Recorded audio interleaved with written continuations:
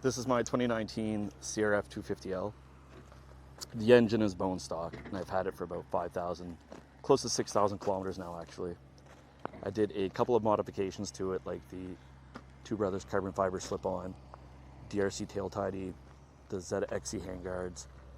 I did put some Shinko 700s front and back. They're a 60/40 tire. It's a 60 preferred street. Supermoto front fender skid plate, and I got an EK gold chain on it. Renthal bars. I got the single board. So far, after coming from back-to-back 450s, I was a little skeptical about getting a 250, but I wanted something reliable that was going to have long maintenance intervals, like in between. And that's why I got the 250L. And so far, I think it's my favorite bike. I didn't think it would be my favorite bike. Coming from fuel-injected 450 MX bikes to a 250 dual sport, I was sort of anticipating the worst. I wanted something super reliable. That's why I went with the Honda. But reading reviews, people saying it's slow, the suspension sucks, and then everybody talking about how they eventually upgraded to a better bike. I get all of that. That literally all makes sense. It's still my favorite bike that I've ever owned, and I've been, I'm 36, I'll be 37 next month. I've been riding since I was 13, 14 years old, and it's definitely my favorite bike. The suspension is extremely soft. It is sort of a gutless engine. It does about 136 kilometers an hour stock.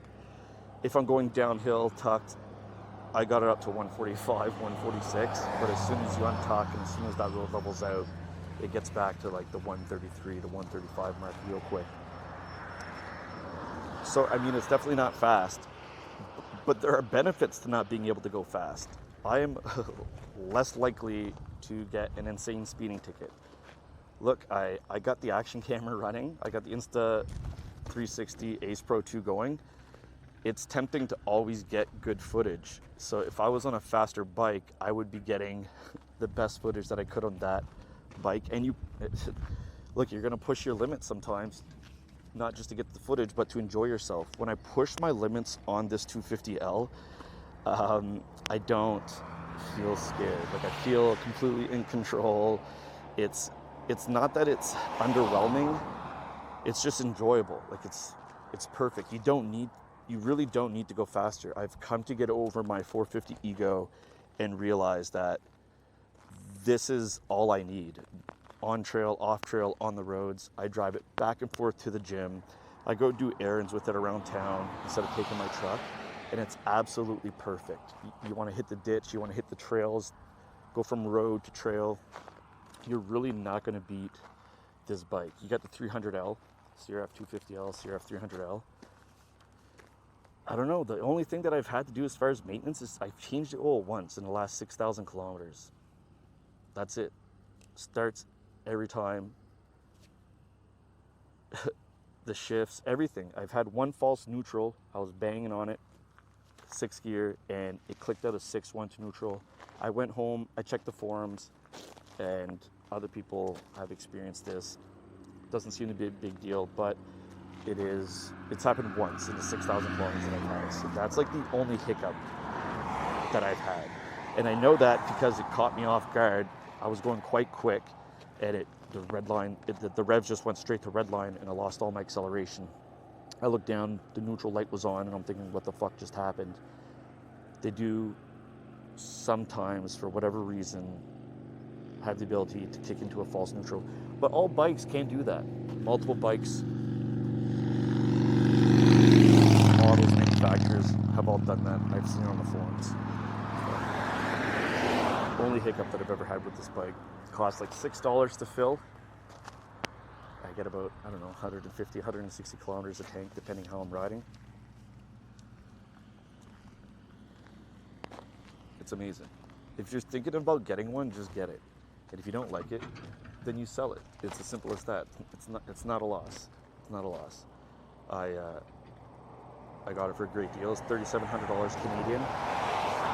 The exhaust cost me, I think, $600 for the exhaust. I got a leftover. I had to buy it off eBay. It was brand new. The handguards were 150. The Renthal pad is from AliExpress. It was $7. The levers are also from AliExpress. They were like $7. The Shawa stickers from AliExpress. It was like $5. The Supermoto Fender is from AliExpress. It was like $30. And then everything else. The EK gold chain was about 130. The tires, I think, were like $280 with tax. The skid plate was $100. The DRC Tail Tidy was $79. So the mirror was like $29.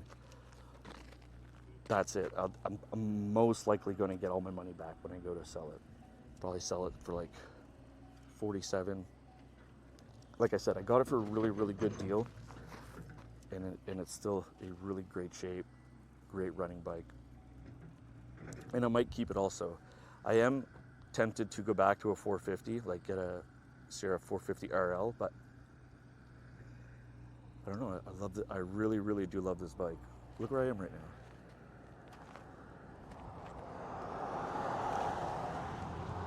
And unfortunately, there's a ban. We have fire bans, fire warnings all over our province right now, so we're not allowed to go into the woods, so I can't actually hit any trails. We're not allowed to go hiking, like the provincial parks are closed, and the walking parks are closed, so stuck to the streets. But even then, the bike's an absolute blast to drive.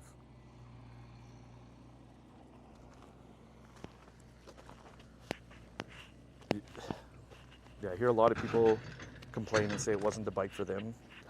I don't know if it's an ego thing or what they're going on about. I feel the faults. Like, I feel the heavy suspension, the soft suspension, the heavy bike, the slow bike, the slow acceleration. I get it, but at the same time, it's not a deal breaker because I'm still having an absolute blast, and that's really all that matters.